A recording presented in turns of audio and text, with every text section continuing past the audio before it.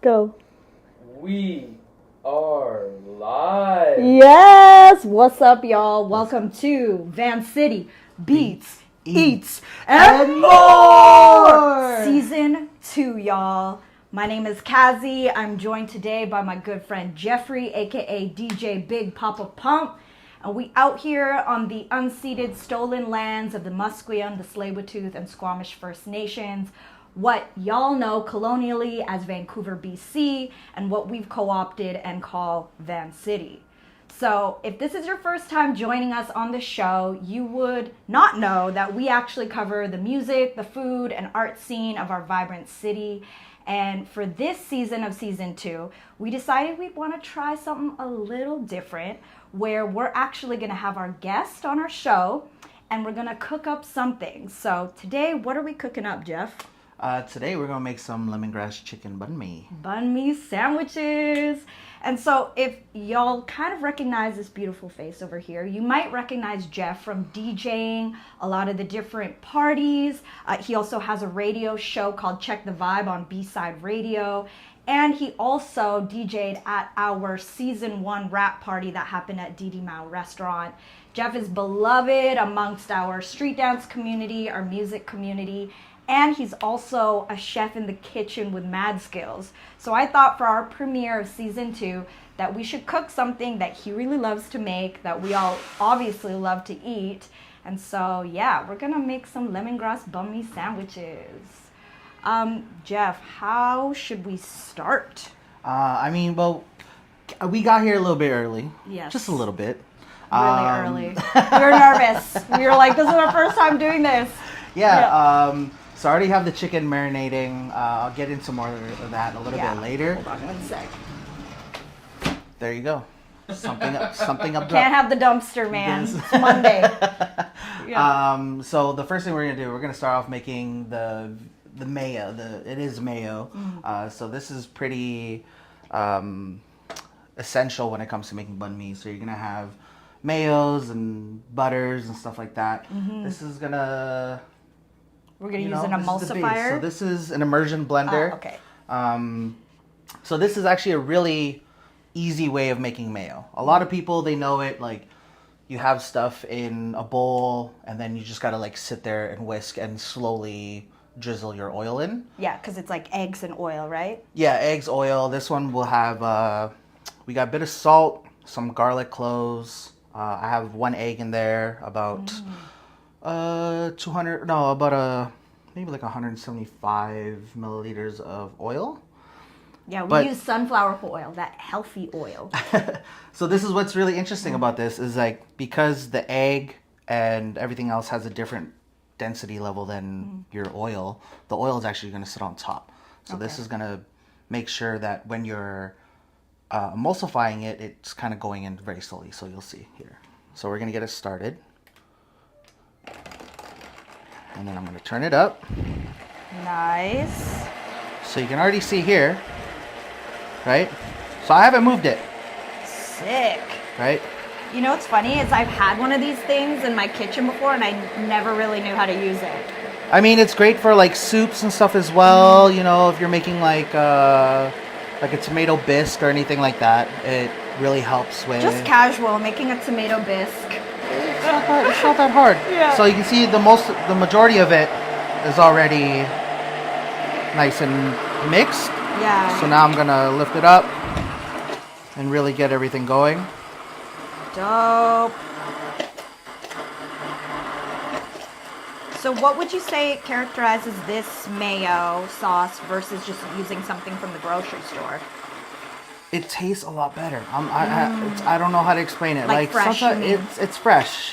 You can also control what goes into it, which is why it's one of those things that I really enjoy making from scratch.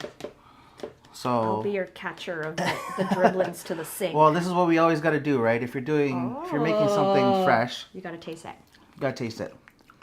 Oh, so yeah. This one, I would say we're going to add more salt. Exactly. You know.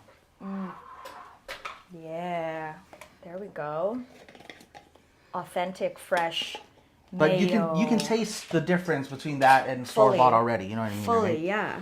So we're gonna go with a nice pinch. What is like I guess the history of the banh mi and because it's a Vietnamese sandwich. It is a Vietnamese sandwich. It was also kind of, it was a big part of the French colonization of Vietnam. Right. Right? That's the baguette. Exactly. So it's the French baguette where we got the idea of banh mi from. But the difference is that you actually, or Vietnamese will use rice flour as well as all-purpose. So in a baguette. in a baguette, exactly. Oh, what? So I that's never knew that. that's how you get that chew. Like like when you get like French baguette, it's like super like it's crunchy on the outside. Yes. But then with the Vietnamese banh mi, it's more of a chew. You can still get that crust obviously when you toast it and everything, but it adds a little bit more fluffiness to it. Yo. Yeah. The more you know. The more you know. Do you remember the first time you ever had a banh mi sandwich? Oh no. That was so long ago, and honestly, Yeah. it was it was a regular part of me growing up, right? Like it wasn't this like special thing because especially when I was growing up, sorry, use a different finger. Might have used the same finger. Yeah, that's fine. That's good. So yeah, we'll do that. Actually, you know what? I'm making this too hard on myself. We're just here for the drama. We're here for this live that. stream hits and the drama. There we go. Knock it out the park, baby. Okay, so we've made our mayo. So we made our mayo. Now this is where things get a little bit more interesting. I'm gonna make a cilantro mayo. So what I have here, actually, I'm probably just gonna rinse that off. I'm gonna need it again. I got cilantro, jalapenos. Shallots in here, and then I'm gonna add a little bit of soy sauce. So I'm not gonna use all of this, just cause we don't need to. Yum. Let's go a little bit more of that, a little bit more of that, Cause why not? We out here. Nobody wants a bland mayo, Yeah. right? So you're saying you've been eating banh mi since you were a kid. It was so part of your childhood growing up. Yeah, and especially like my family grew up, not the wealthiest family. And banh mi is when I was growing up. You can get a banh mi for like $3. Yo. You know what I mean? $2.75. Yeah, exactly. I was reflecting on this on like the first time I ever tried a Viet. We call them Viet sandwiches, banh mi. Yeah, Viet subs. Viet sub, exactly. subs. But growing up in East Van, I went to high school in Windermere, and it was a lot of Viet kids, Chinese kids, Filipino kids, and there was a market called Chongling Market that was right beside our high school. Okay. And that, it was an Asian grocery store, so it sold everything. But then it also had a banh mi sandwich deli spot. Oh, and yeah. you could order them fresh. And I remember it would come with cut in half, the wax paper, the rubber band around the wax paper. Yeah. And it was $2.75. And the kids at school we always walked over there and we ate that. It was delicious. That would have been my Wanna first try that? time. Yes, please. Whoa, I want that on everything. Well, actually, though, that's so good. I really taste the cilantro and the onion. Yeah. It's not super spicy. Did you put jalapeno? Yeah, there's a little bit of jalapeno, just to add a little bit of bite, right? It's gonna cut through the richness of the mayo, Yeah, there you go. Have a look at that. right? But yeah, that's it. That's a homemade cilantro soy mayo. Yum. And look how long that took. 2 Right. seconds. 2 seconds. If you got everything prepped, and that's one of the big things that I learned, like being a chef or being in the kitchen. Like the majority of my professional career has been working in restaurants. I've done everything from dishwasher to head chef. I've served, I've bartended, I've done all that stuff. I love food. I love Yep. food. I love being in the environment, and so it's things that you learn when you have everything which you call mise en place. We call it everything in its place. Everything in its place. So you have everything ready. That's right? French, by the way. Mise en place. France. Okay. Chicken? Yeah. Is it time for chicken? It's time for chicken. So this is gonna go super quick. Yeah. So what I'm gonna do here, we're gonna just take. grab this real quick. Beautiful. So I'm gonna take our banh mi's that we had. We're gonna toss them to the oven that's been preheating for the last little bit. Where did we get the bread? How do we know it's the right kind of bread? We got it from a actual Vietnamese bakery. That's right. So you want to make sure that you're getting good bread. I mean, if you don't have the, what's the word? Like if you don't have the availability of a Vietnamese bakery near you, you can always use a French baguette. Right. Right? People use ciabatta buns. Ciabatta is a little bit closer to this, so like if you just feel that. Like, Oh, right? yeah. It's kind of ciabatta-ish. I thought ciabatta is more dense, though. Yeah, the inside is definitely a lot more dense. But this, you can get similar results. Oh my gosh, my mouth's already watering. Okay, can we talk about what happened in the marination station? Of course. So this is dark meat for chicken. So we use drumsticks. It's soy sauce, fish sauce, lemon juice, or you can use lime juice, and chopped lemongrass and salt. Sugar as well, sorry. So if I was a vegetarian, I could replace everything you said, but with tofu? Or not everything. Tofu. Use tofu instead of chicken. Yeah. So you can actually just use extra firm tofu, cut them into cubes, or you can actually do like the tofu steaks, and then just let them marinate.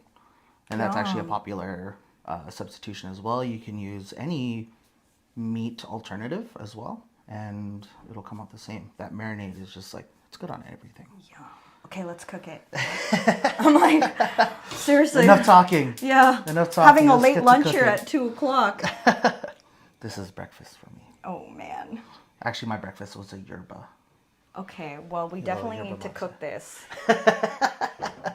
You're like jacked up off yerba mate right now. Let's go. Yeah. Oil. Here we go. Yeah, use a touch. Who taught you how to cook?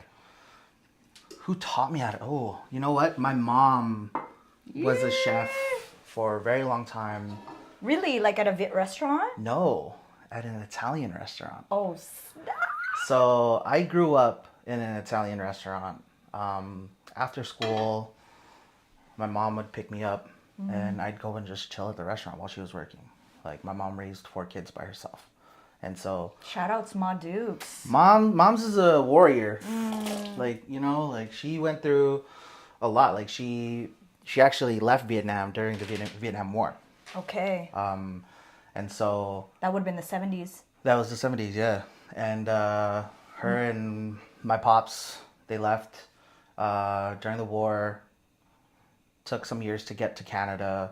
And then when they got here, that's when I was born. And that's Edmonton, right? And that's Edmonton, yeah. And yeah, so growing up, it was just like, I used to just go to the restaurant with her and just like watch her work while I did my schoolwork.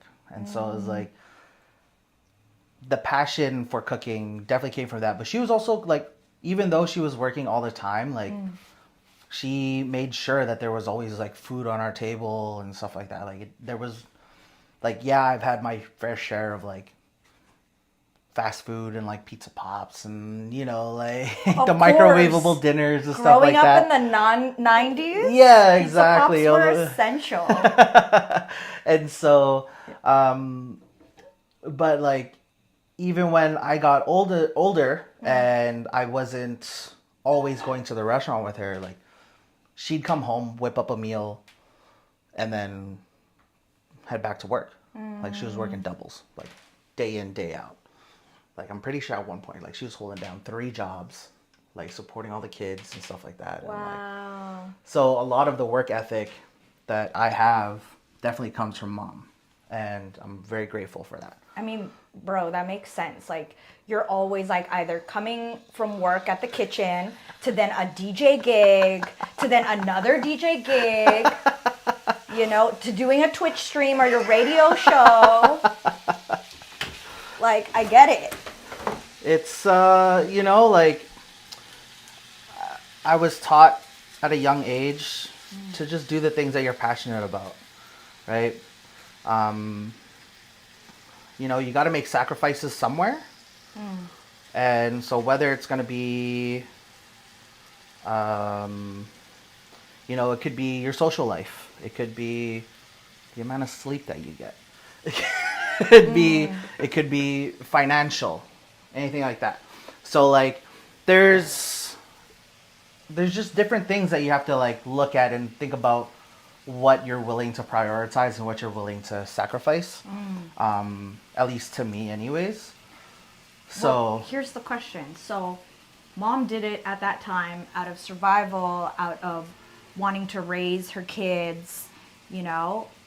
For you to work this hard now as a result of like it being ingrained from how you grew up, what is it that you're doing it for? Why are you working this hard? I would love to make my passions my full-time work. You know what I mean? So like I love learning. I love experiencing new things, and for the most part I will like never say no to an opportunity. So somebody presents me with something that sounds remotely interesting to me, I'll be like, sure, you know, because you just never know what type of experience or knowledge that you'll gain from that moment, or from the time that you work with somebody new, or the opportunity of doing something different. But like the end goal for me is to like be able to take care of my family, like, and I mean like I have a niece, I have nephews. I want to be able to like, you know, get to a point in my life where my mom is like retired, but she can also go and do whatever the heck she wants. So it's like she wants to go back to Vietnam and visit the family. Like if I could get to a point where she just like messages me, calls me or whatever, and she's just like, hey, so like I'm thinking about going back to Vietnam. And I'll be like, cool, I'll buy you a ticket. Like, I want to do that. I want to be able to, like, not have to worry about that. But, like, I want to do that for, like, my whole family, you know? Coming from an immigrant family that was, like, fairly poor, I'm trying to create generational wealth, you know? Especially for, like, it's not an easy thing to do. Like, I was never taught about like saving money and financial like literacy, you know, yeah. it's not like schools didn't teach me that. Whack! It took, yeah. Whack! Calling you out. So it was like, it's just one of those things where I'm like, it took like my friends who knew about it, like their parents were telling them about financial, investing, saving, stuff like that. Because I like, I would, you know, when I was young, like when I was dancing and things like that, I'd make money and then I'm just like, yeah, like new sneakers, new clothes. Oh, we going to the club, you know, buying drinks for all the homies. Like I still am, but before I was like reckless with like being like generous. You know, now you have a generosity budget. Exactly. You're like, okay, I know I can spend this much at the club tonight. Exactly. But like even then, like my lifestyle's changed. Like as I got older, I was just like, you know, I don't have a need to like be going out every weekend. Even like my mentality of going out and partying, like I'm not a partier. I'm not a party goer. I don't really drink. Like like I have 1 or 2 drinks in like a month, you know, or 2 months or something like that. Like it has to be a special occasion for me to feel like it's worth it. Respect. I hear you on that, and I feel you on that. I feel like I share the same kind of dreams and goals as well. Yeah. Because like my parents have been in Canada for more than 20 years and have worked their entire lives, built things and have things for me and my brothers to inherit one day. And the worst would be that like I wouldn't know what to do with it once I receive it. And all of that stuff, like especially when you say generational wealth, because I don't want to lose that in one generation if I wasn't equipped properly, you know. And same like you, unfortunately my parents didn't and couldn't teach me those things because their mentality very much so is still about like survival, you know. But that's where like resources of friends and being resourceful in oneself to teach ourselves these things. Exactly. Yeah. Yeah. So like it's such an interesting thing because like I have a lot of friends who I am still in touch with, and we've known each other since we're like 4 or 5 years old. But each of our families were like very different. You know, like having like a 2-income household, having both parents. You know, some families are broken. So things like that. And so it was never about. You know, when you're young, you're not worried about money. You're not worried about bills. You're not worried about. Yeah, you don't even know what things cost. Exactly. You didn't know you have to pay for that. Exactly. Yeah. So it's just like you grow up, and then like you have friends who, like for myself, I have friends who are like, we're maybe a year or two apart, and like they own a house, they have a brand new car, and like all these things, and I'm like out here, and I'm like, do I got money for rent?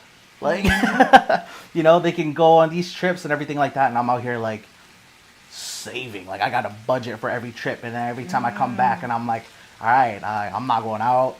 I can't eat out. I can't like I got to make sure that I'm like I really got to like scrounge and scrape. So I'm trying to get to a point now where I'm like, I don't worry about that. Right. So, Say word. Yeah. I would love to ask you about DJing. How did you get into music and DJing? So... And also because I know you've been connected to the street dance community as well. Did that come first? So I've always wanted to be a DJ since I was like, I don't know, 7 or 8. There was something about watching music videos and movies and like seeing a DJ, like, like pre-YouTube. Yeah, we're talking watching much music. Exactly, yeah. So like, and like watching movies, and then where like a DJ would play a certain song, and everyone's just like, oh, and like, I wanted to like provide that feeling. I wanted to be the party rocker in that sense, where I was just like, I just want people to have fun. You know what I mean? And so, growing up, I realized that my family couldn't afford getting me turntables. So I was like, I remember one day at school when I had like a computer lab, and like they're like, hey, you have 15 minutes free time, you can like do whatever you want and stuff like that. Some kids are like playing video games like on the school laptops and stuff like that. And then there's me building a wish list of DJ gear. So I'm looking up like turntables and a mixer and needles and... What was on this wish list? It was Technics 1200s. Classic. The mixer was, I'm pretty sure it was like one of Pioneer's like older ones. And then, yeah, like it was just enough to have something to play records, right? And then I remember at the time I was like, oh, definitely got money for this. And like I printed it out and everything, and I was gonna show my mom's. Aww. And then I like saw the price because I like tallied up the total. Yeah. And then I was like, couple stacks, couple $1,000. Probably like 3 at the time, 4, because this is before everything was like as available as it is now. You know what I mean? Like. But I think Techniques are still pretty expensive. Oh yeah, one like, turntable like in $1,500. In used like. Okay, like not even mint condition, will still run you about like $800-900 per like per turntable. So it's they're not cheap, but I was like, oh, you know what? Like, what is the way that I can be involved with music, but it be inexpensive? Right. And so. So you made your wish list. I started dancing. Okay. Yeah. And it was through dance that I met Matthew Wood, aka Creation. Yeah, our homie. That's my brother right there. My brother so breaking. Breaking. Okay. Popping mainly, actually. And then, so he took me under his wing. This was after I actually started my own crew with another homie, Sean Arcetta, aka for Rush, B-Boy for Rush. Because we were just some kids who wanted to learn how to dance. And then other kids heard that we were doing this at like a local rec center. And then that group became a crew. You smell that lemongrass though? I do. I've been smelling it, and I'm just like, when is it good enough that I can taste it? Cooked enough through. Because I don't want to burn the sugars, because there's sugar in the marinade. Got it. So I'm trying to let it go a little bit lower and slower at the beginning, and then now I've turned it up, so now it's So that it just can get some crisp color. up because Yeah, then you had exactly. the liquid part Yeah, evaporate. exactly. So we got this turned up a little bit. You can just let Yum. that go. But yeah, so it was after I was dancing with Creation that I had a friend get a hold of me, and he was like, hey, I'm moving, and I was wondering if you're still interested in DJing. So it's actually one of my brother's friends. And he remembered, because he's been a part of like the friend group for a long time, that he remembered that when I was little, like he was like, you were always talking about being a DJ, and like, because I used to like burn CDs and make mixtapes type stuff, you know what I mean? Like I had cassette tapes that I would record songs off of the radio, and like, you know, like that. I literally had the sound of what it is to burn a CD just like pop into my brain just now. I was like, okay, 20 minutes waiting. Yeah. And so it's like, I used to do all that, and then, so he got a hold of me and was just like, yeah, I'm moving. I found my old turntables. You want them? What? And I was like, really? He's Like for free? Yeah. That's the blessing. And so at this time I was probably like 19, I think. Yeah, it must have been like 19. So I got off the phone and I looked at Cree, because me and him were on tour at the time. And he was like, touring. We were doing like street performing festivals. And so we were doing Alberta and Saskatchewan every summer. And I did that with him for like 10 years. Cool. Yeah, so like every summer. So it's like, if I got a new job, they'd be like, oh, you know, like, you planning on taking vacation in the next 6 months? And I'd be like, no. Yeah. But I need a month off in July. They're like, what are you doing? I'm like, I'm going to go dance in the street for money. I'm a street dancer. I'm a street dancer. Yeah. So was Cree already doing music and DJing at that time? Oh, yeah. Cree's been like an OG in this. I know he doesn't like me calling him an OG because it makes him sound old. Face it. Uncle status in the scene now. Okay. Sidebar, big shout outs to Cree, because he is the reason how you and I even met. Yeah. Earlier this year, I forgot to mention this earlier, but in February, we threw an event called Deep from the Underground. And it was a DJ battle for this one that happened. Oh, sorry. We're just going to hide that. That's my bad. Okay, full pause on the story, because now I forgot what I was even talking about. Here we go. Lemongrass chicken about to go down. I should have blown on that first.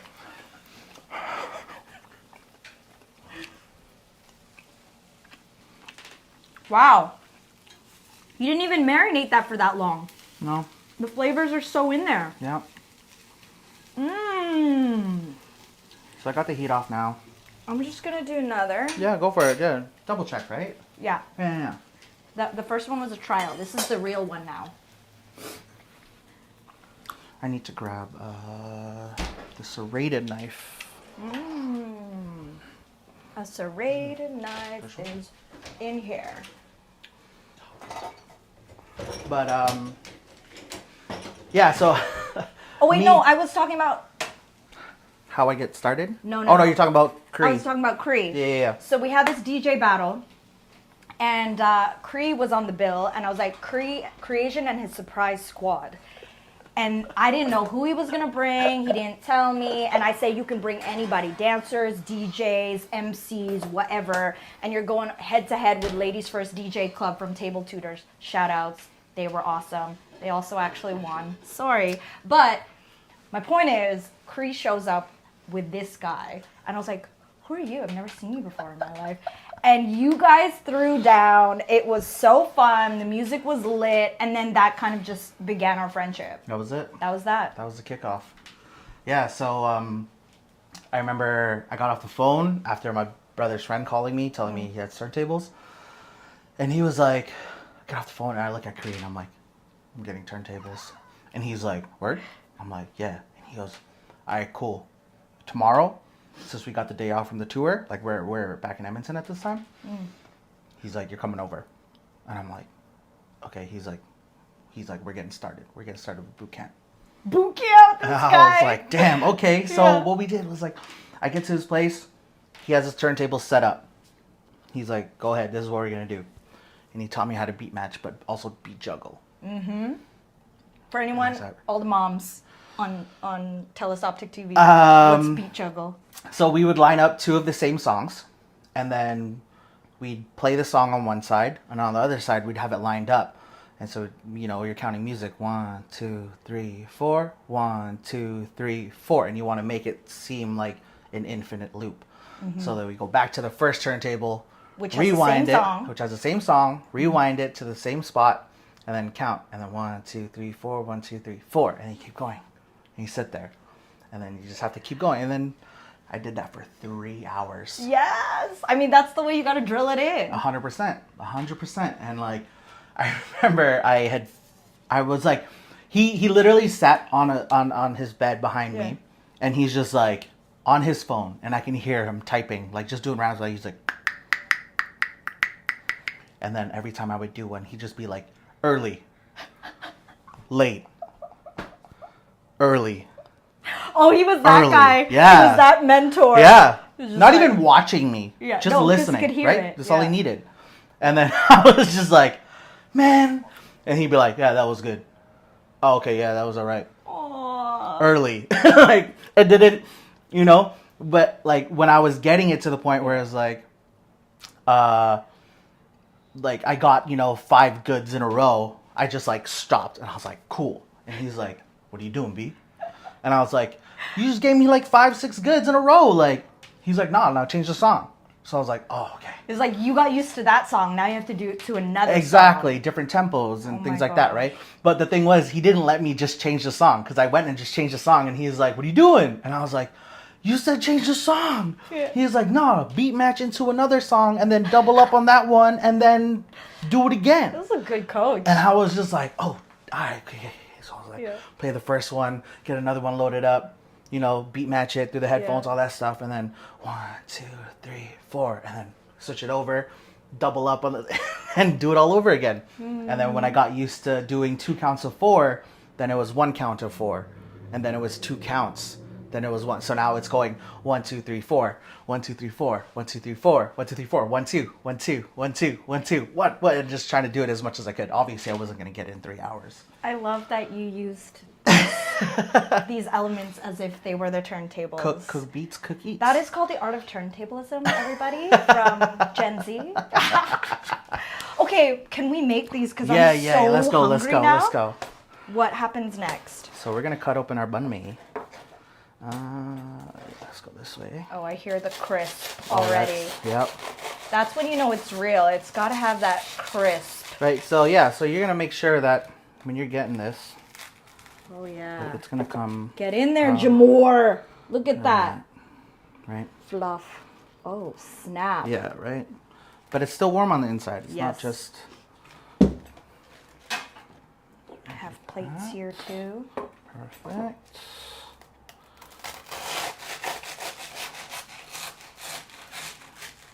Even just that sound is making me more hungry because I know what's coming. Oh my gosh, the anticipation right now for me is so real.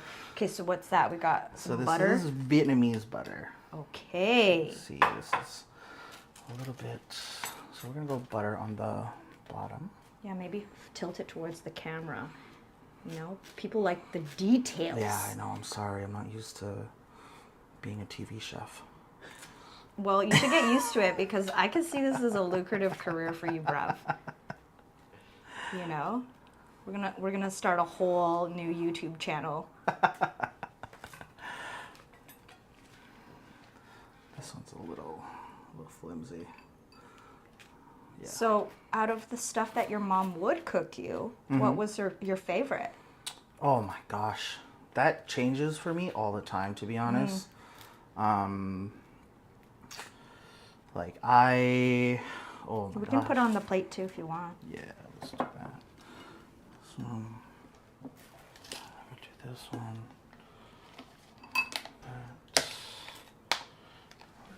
I'm already opening this.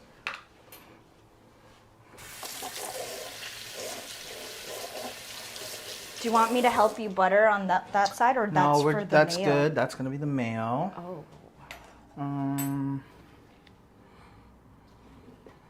You know what? This is what we'll do. We're just gonna go chicken.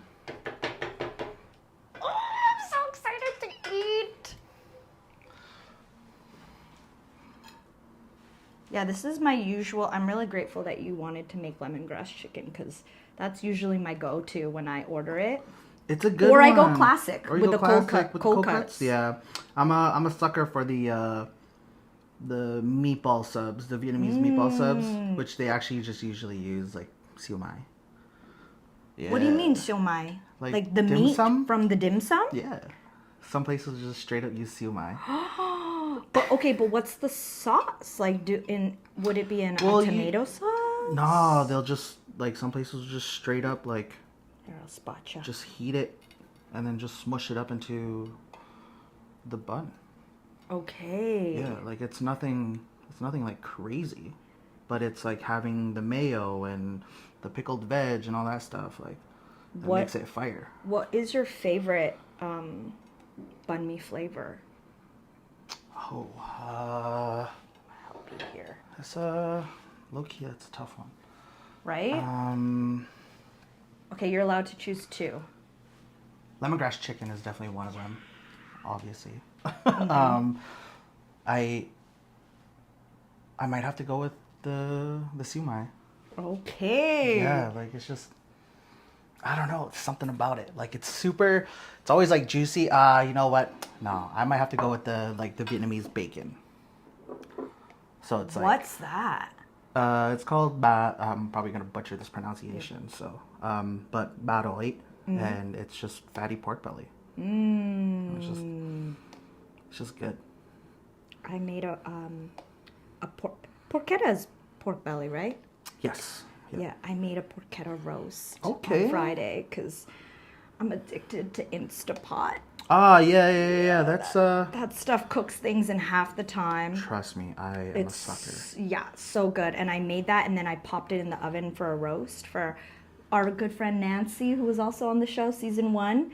It was their 35th birthday and they had a B-Day roast. And so I was like, I don't know how good my roast will be, so I'm going to cook a roast. And that turned out delicious. I bet. It was Honestly, really good. Yeah. Yeah, pressure cooker is like. Okay, what now? We're gonna get some veg on there. Yeah. So Maybe this fork? this one. But yeah, so it's like this is just one of those things. It's comfort. You know what I mean? So what do we got going on here? So this here is a pickled daikon and carrot. I actually got this. Like, if you go to most Asian markets, you can get this done. Right. Or they'll already have it done. But So it's if you were vinegar, to make it, okay, yeah. vinegar, sugar, salt. This one has some Thai chilies in there, Oh yeah. so you can add a little bit of a bite to it, which I love. Oh my gosh. Hey, did you ever used to watch Emerald Lagasse on Food TV? Do you know who I'm talking about? Bam! Yeah. This is what I want to do with the whole everything right now. That's all I did when I first got cable. When my family first got cable, Yeah. if I was watching TV, it was either gonna be cartoons Or Emerald Lagasse. or the Food Network. Yeah. Like, He was my favorite good show, though. you're good with heat, right? Oh yeah. Yeah. 100%. You know what's funny is, so in a lot of Filipino cooking, there's not a lot of like spice. We lean towards vinegary, fishy, soy saucy, sweet type of flavors. But then I participated in a what I call the man's not hot challenge. The man's not hot. And I didn't think I would do well in this challenge at all because I was convinced that I couldn't handle spice. But it's not that, it's more about like I can't eat a lot of spice, but I can handle very, very spicy things. Yeah. Because from that man's not hot challenge, which it also happened with Emotions, another guest on our season 1 show, it was more about understanding the human body's reactions to extreme spice and heat. Like, I didn't know that you could cry underneath your eyeballs, and I didn't know that your whole tongue could salivate just like pure liquid, or that you could very briefly lose your vision. Yep. Someone did. He was just like, I have to sit down. I can't sit. I'm like, oh my gosh, stay away from the, what was it? It was King Scorpion, which hot sauce, Jamaican hot sauce, which has like ghost chili peppers. Anyways, for me, however, my turnaround time was quite quick. And I was like, I can actually handle spice. This is amazing. Okay, so we've got some soy sauce on there. So we had some soy sauce on there. I was using the fork because I didn't want to. It's fine. It's all good. Okay. How about cilantro? Should we put some? We can sprinkle some from there. Some people think cilantro tastes like soap. You're either a cilantro person or you're not. I am a huge cilantro I'm a cilantro person. Right. I think, but you know, I think that came with age and maturity. Oh no, I've always loved cilantro, especially eating banh mi as much as I did growing up. You know, like some places, they just leave the whole stalk in there. Yeah. So you take that first bite, you just pull out. Yeah, that's and then you exactly just you're sitting there like Bugs Bunny. Yeah. Chomping on the rest of the cilantro. You're just waiting. They're like, hey, let me just finish up the cilantro and not have any in my banh mi for the for the time being. Yum. You want to cut it up?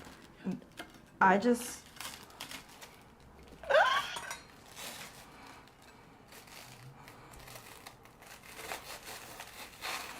Pure sound effects. Let me show you that. Oh, cross section. Yeah, right into the camera. Okay, so like I'm just not even gonna wait to sit down. I'm just. You're going here. We're going. Right. You on that half too. Right. We're just gonna do that. Cheers! Thank you for being on the show and making these. Thank you for having me. Okay, let's do this.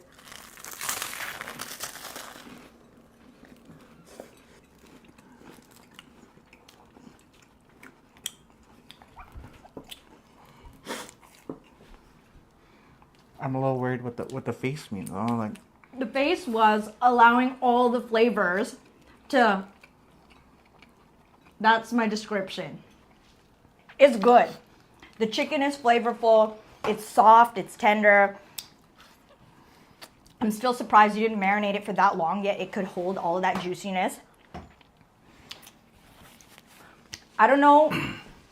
You taste that mayo? I taste the mayo. Yeah. I taste the cilantro. Yeah. The pickled veg. I think that was the thing that surprised me the most when I first started eating banh mi sandwiches, was like how this contrast of the pickled veg. That's for you. It's delicious. And then you get the heat from the fresh jalapenos. Mm-hmm.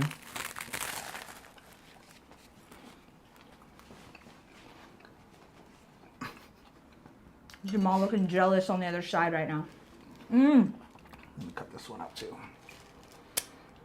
Yeah, that's good. Hit me up for all your banh mi needs. Big Poppa Pump banh mi is coming soon. You wanted to do a different flavor, like one with pork as well, crispy pork, right? I wanted to do the crispy pork belly banh mi's, which is like my favorite when I'm in Vietnam. So that's like easily my go-to every time I go to a spot, and they're like, which one do you want? I'm like, because like you can get they'll just like, it's like the Chinese style, like, or like lechon, right? Yeah, and like a roasted. Yeah, and then theirs is like, it's super simple. It's gonna be your Vietnamese butter, your pickled veg, soy sauce, your pork belly, and pate, right? So it's just like rich, unctuous pate with like the fatty pork, and then you get like your soy, and your pickled veg, your cucumber. Oh, that's what we forgot. Oh, the cucumber. You don't need cucumbers. It's fine. Yeah, it's okay. But This chicken and the crunch from the bread is the perfect. bread, yeah, and then pickled veg. Just kind of use the acidity to kind of cut through the butter and the mayo. Pass the mayo, fam. We're just, Go for it. I just call myself saucy and I'm bossy. Saucy. I'm saucy and I'm bossy, and I'm that type of person who like always asks for the extra sauce. Mm-hmm. You know, like as a kid when you're at McDonald's, you're like, can I get a few extra McChicken sauces, please? Yo, I still do that. Yeah, duh. They never put enough, but it's better than putting too much, you know? Mm-hmm.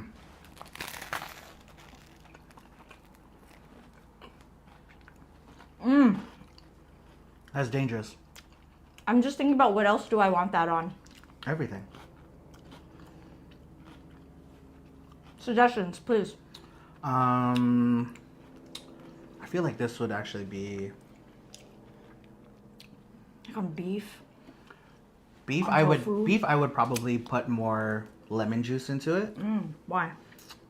Like Like the acidity I like does something? I like the tang when it comes. I like really cutting it with when it comes to beef. Just like it balances it out instead of it's just like straight up like beef flavor. And then because like beef is one of those meats that are like it's got its own flavor, and then you got this. It's gonna be a lot of rich.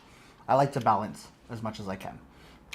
So like the chicken, it's a very light protein. You know what I mean? Like it's not a heavy flavor, but But it holds flavor well. it holds well. Yeah, it's a great vehicle to like transfer. But Oh, this is so giving me life right now. I really was trying to hold it together, not gonna lie. I love it. I love it. That's that's one of the reasons why I love cooking. I love cooking for other people because like I think like people talk about like love languages and stuff all the time. This is how I show my love for people. Like I love cooking for people. Like I wish I had a space like in Vancouver. Like I wish my space was a little bit more guest friendly. You know what I mean? So Well, it's gonna happen one day. one day I'm working on it. It's going to. I know it is. But yeah, Wow. Thank you, Jeff. no problem. Okay. Should we sit a little bit, I think? Yeah. Sit. Yeah. And actually eat this. This is coming. This is coming along with. I mean, I don't blame you. I don't blame you. That's a great condiment. Great condiment to have. And now we're walking. Now we're walking. Some new camera movements we're testing out here on this live stream.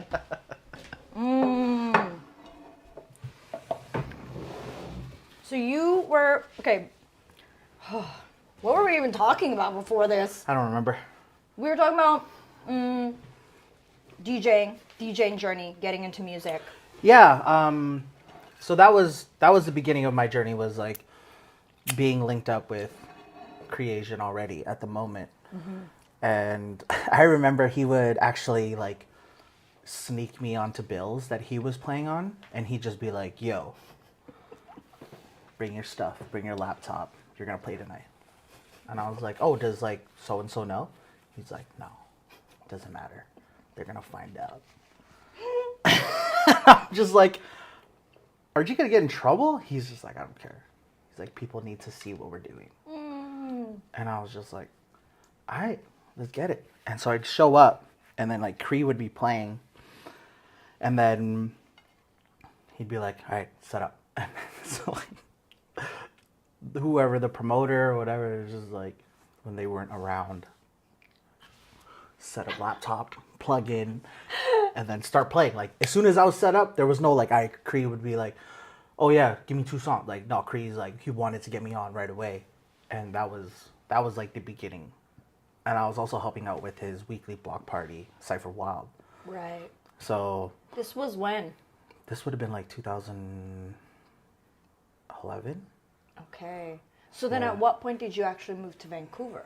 2018, end of 2018. I just in August I hit my 5-year in Vancouver. So the DJing journey here was definitely very different. I got introduced to DJ Cookham. Yes. Fantastic.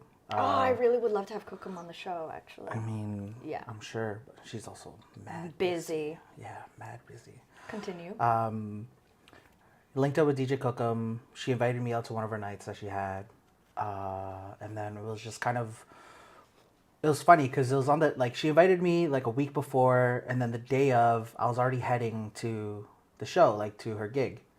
And she texts me, she's like, hey, do you have your gear with you? And I was like, yeah. She's like, cool, do you want to play? And I was like, sure. She's like, yeah, like, just whenever you get here, you can like get set up, blah, blah, blah. How did you know each other from before? We did it. Oh. Cree introduced us. Cree, when I moved out here, Cree gave my information to two people. One person didn't reach out to me at all, so I won't bother saying anything. Yeah. But Cookham actually like reached out to me. It was just like, hey, got your contact from Cree. It's like, would love to link up, connect, see what's good. So I was like, okay, cool. And then, yeah, so I went, played. She already had a guest too. So when I did my set, I remember like the layout was like, we weren't on a stage. It was kind of awkward because like we were at the edge of the dance floor, but like the other, like, what was the venue? The one that's underneath East Van? Downtown? East Van. Kingsway and Biltmore. Biltmore, yeah. I know Biltmore. So we weren't on the stage. Like we were on the dance floor, like the other edge of the Yes. dance floor, like by the sound booth, like where it is now. And so I was like, okay, whatever. So like I had everything going, start playing. Cookham has her crew there and everyone's enjoying themselves. They have their table and I'm there by myself. I just moved to Vancouver. I don't have friends here. So it's like, so I was playing and then I remember just like people from the table would like come up. They'd be like, yo, this is crazy. Because I was playing like edits and remixes, like, you know, the stuff that I really enjoy. Like, so being able to interweave between like mainstream and then playing like edits of like songs that you haven't heard in years, right? So and then people were like, yo, like this is nuts. Like this is different. Yes. You know what I mean? And that's what me, Cree, and our buddy Shane, so like we're a crew called the Wizards. Yeah, so like that's what we like pride ourselves on, is like being able to play new music and like playing music in ways that you never hear. Or like being able to like integrate genres that you probably would never think of, right? So it's like, which is definitely a characteristic I know about you, because since I met you, like that is the effect. The effect is people being like, "Oh, what?" And especially those who understand and hear what's going on. For you know, the normal everyday civilian, it's just like, whatever, I'm dancing, right? Yeah. But for the heads, they're like losing it, or they're like, I'm about to leave the party, and then they can't, and then they have to take off their jackets and stay. That has happened to me several times. That's one of my favorite things. I love that. Like I remember I played a gig and there was the last table. We were supposed to close like half an hour ago, but the owner was like, you can just, like, if they're vibing out, you can keep playing. And I was having such a good time playing for this table that they had their jackets on for about half an hour, 45 minutes, and they were trying to leave. But I was like, nah, I'm going to play banger after banger so you guys cannot leave. And I didn't know them. They were just... That was the assignment. You're like, I'm not going to let you leave. Yeah, exactly. I was like, I wonder how long I can keep this table here for. That was honestly like my thought process to myself. And I have a video of it on my phone of the very last song that I played. And it got to the point where like one or two of the guys like stood up on the chairs inside of this pub. Yeah. And they're like, one of those. One of those. Rapping, singing along to the song. And then like after it like dies down, they're like, okay, we gotta go. DJ, we gotta leave. And I was just like, all right, cool, last song. This is it. They're like, okay.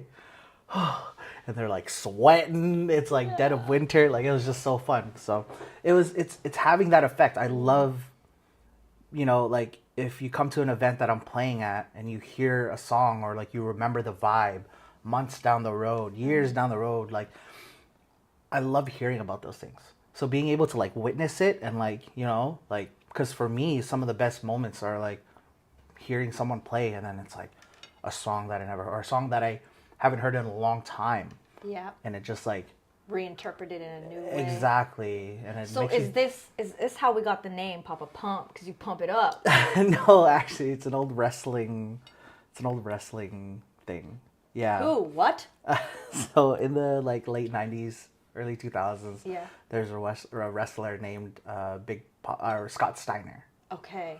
And he was just like this, like, you know, for the early 2000s, like having crazy amount of muscle. And he had like bleach blonde hair and like, but like a black goatee, always wore sunglasses. And he was just like, called himself the genetic freak. Because like his muscles had muscles.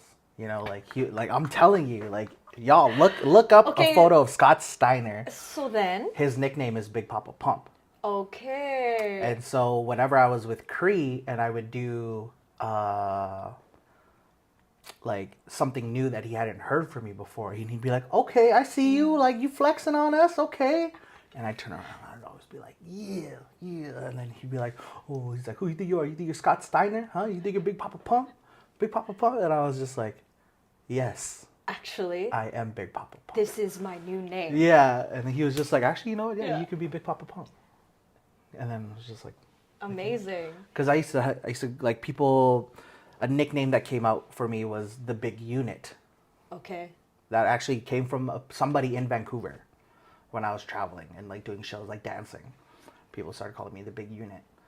And I was like, yeah, okay, cool, Big Unit. And then I was like, people would be like Big Papa and stuff like that. And then Yeah, I was like Big B.I.G. Papa. Yeah, exactly. Notorious Yeah. B.I.G. Well, what's cool is like, so ever since I had met you in February and saw you again, one of those moments where someone's like, you got your gear, like, come. Now you're on Cree's Surprise Squad to play this gig. Ever since then I just started seeing you DJing everywhere, Yeah. including Vancouver Street Dance Festival this year, and you know, coming from your dance connection, dance background, also then like integrating with the dance community, and so like even this past weekend you DJ'd a locking battle, Yeah. which was super cool. Yeah. And like, how does it feel to now be integrating into Vancity and a lot of this all popping off this year? It's honestly been great because I was really trying to find the community for myself that like where I felt like I belonged.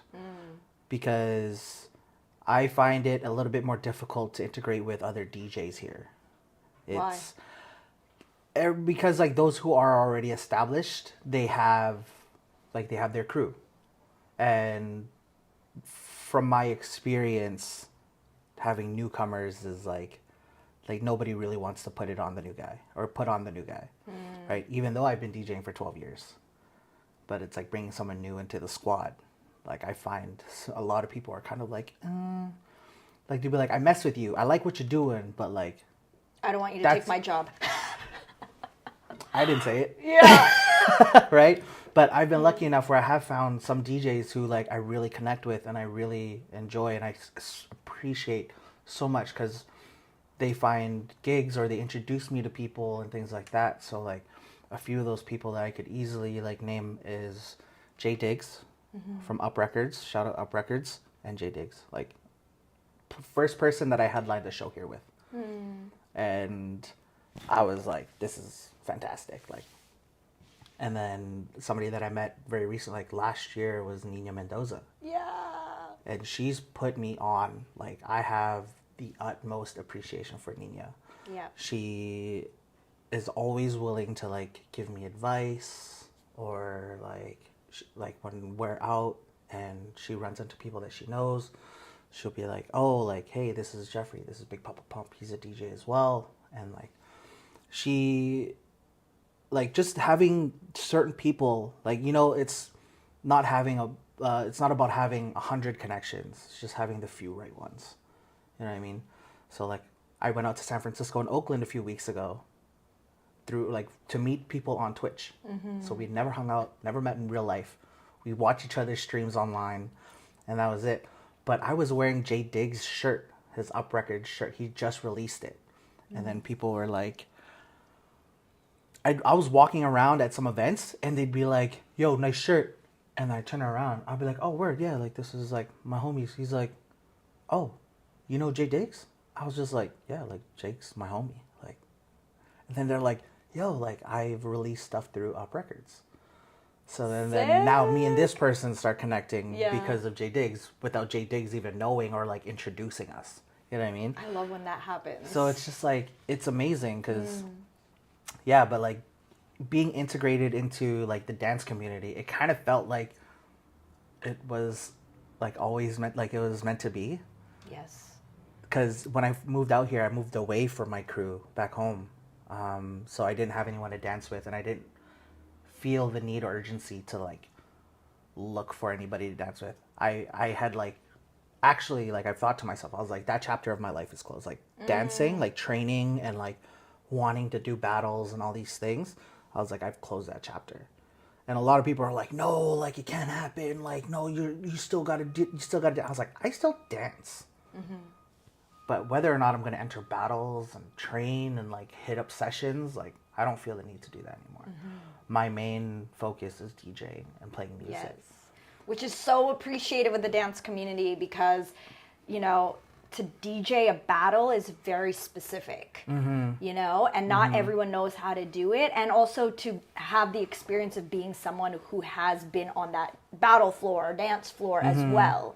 It's so rare to come across. So I know for sure, like, the dance community is really grateful and excited that you're here. And, you know, it's evident because of you getting this experience now of, I just looked down. I'm, like, covered in like Crumbs. Baguette crumbs, fam. Like, what? I hope you didn't see that. It is what it is. What happens when you eat these. It is what it is.